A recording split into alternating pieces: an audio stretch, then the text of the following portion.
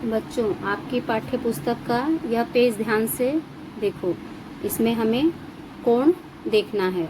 यह जो रेलिंग दिखाई दे रही है, बच्चे देखो सब बैठे हैं ना, साइड में रेलिंग है सफ़ेद कलर की, वहाँ एरो का चिन्ह है, वहाँ पर देखो कोना निर्मित हुआ है। तो उस कोने को हम गणित में कोण कहते हैं। और ये खिड़की देखो, खिड़की के नीचे देखो लाल रंग के एरो से दिखाया गया है, वहाँ पर भी कोना निर्मित हो रहा है, तो वह भी एक कोण की आकृति है। ऊपर जो घड़ी दी गई है वहाँ पर देखो कोना दिखाई दे रहा है, वह भी कोण है। इस तरह से इस आकृति में आप और भी अन्य कोणों की आकृतियां पहचान सकते हो। यदि इस बिंदु से एक किरण खींच दी जाए, बच्चों ये किरण है नहीं, अब ये किरण हो गई। इस बिंदु से यदि एक किरण खींच दी जाए, इसको नाम दे दो P Q। अब इसी बिंदु से यदि एक किरण मैं और खींच दूं और इसको यहां पर नाम दे दूं R, तो ये क्या हो गया बच्चों, ये किरण PQ और ये किरण PR।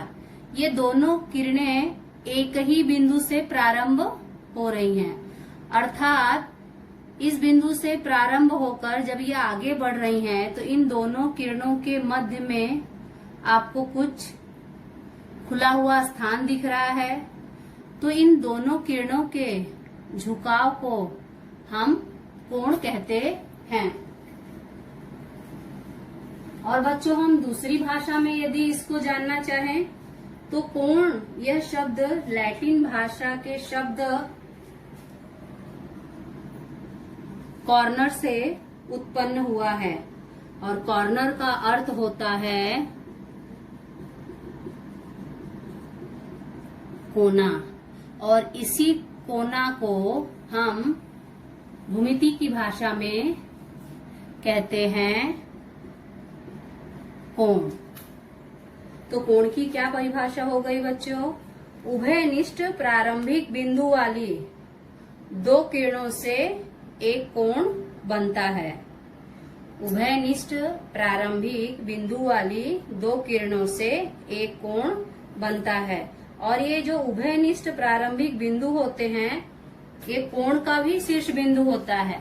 जैसे यहाँ पर किरण PQ और PR, ये दोनों किरणें हैं, ये दोनों किरणों का उभयनिष्ठ प्रारंभिक बिंदु P है। क्या है, बिंदु P है, अर्थात बिंदु P से ही प्रारंभ होकर ये दोनों किरणें आगे की ओर बढ़ रही हैं, और इन दोनों किरणों के मध्य जो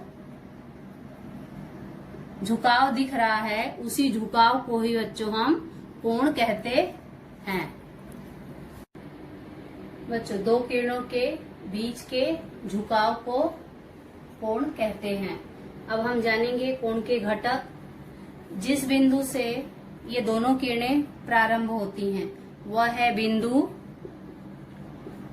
P, तो हम बिंदु P को कहेंगे शीर्ष। ठीक है बच्चों, ये है इसका कोण का शीर्ष बिंदु। इस बिंदु से ये दोनों किरणें प्रारंभ होती हैं, और जो किरण PQ है वह है कोण बनाने वाली एक भुजा,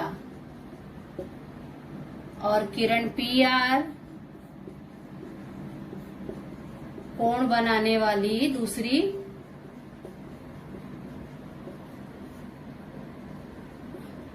भुजा। अब बच्चों, हम जानेंगे कोण का नाम कैसे लिखते हैं। कोण का नाम, कोण का नाम लिखने के लिए हम बच्चों 3 अक्षरों का उपयोग करते हैं, और यहाँ पर भी आपको 3 अक्षर दिखाई दे रहे हैं। P है, Q है, R है। अब हम कोण किस बिंदु को दिखाएं ये आपको देखना है।